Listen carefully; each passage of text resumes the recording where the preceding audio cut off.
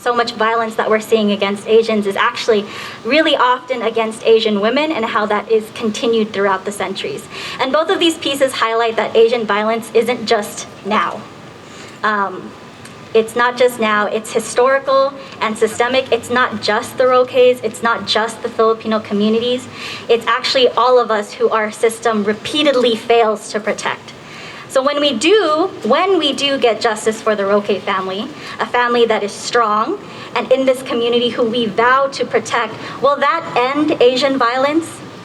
No. We stand here to protect each other because that's what we know. But make no mistake that when the next time happens, because it will, we'll still be here. When a white supremacist attacks, when ICE comes for our family and our neighbors, the Filipino youth have always been at the forefront of activism and social justice, and we will be here. And we won't back down until our Kabataan and all of our marginalized communities receive justice. So with that, I'm going to read my closing poem.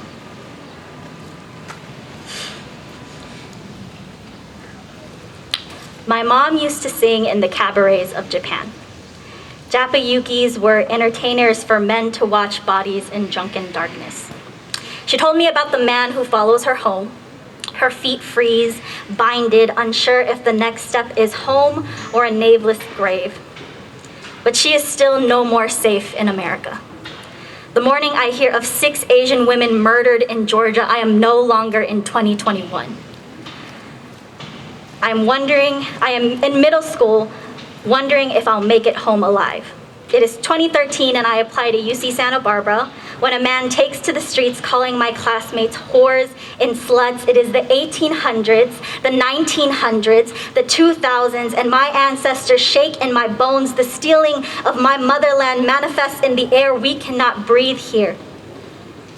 This is the part of the poem where I remember Japayukis entertained and comforted their patrons. The same way sex workers are forced to comfort police officers, the way over 200,000 Asian women comforted an entire World War II Army force, the way Joseph Scott Pemberton is comfy on the shores of Hawaii after killing a queer Filipina. Her name is Jennifer Laude. Listen, y'all. Her voice is in the wind somewhere. Somewhere with the women in Atlanta and the many names of whom history's tongue fails to pronounce. They promise us the day we get to live, the day Asian women are not disposable, the day we are free of men and all of their urges and all the loneliness that they can't control, the day our blood is more than melted candle wax at eulogies. Someday soon, we would like our bodies to not be the ones burning, not the ones on fire. Not our houses, our temples, not our kids separated at the borders, not their lungs full of Agent Orange. Someday soon, I pray our feet unbound with a symphony of liberation beating through our hearts. My mother's song no longer silenced by men waiting in darkness. I pray our melody sustains till our daughters hear justice in their names. I pray at last for our bloody souls running towards freedom. Thank you.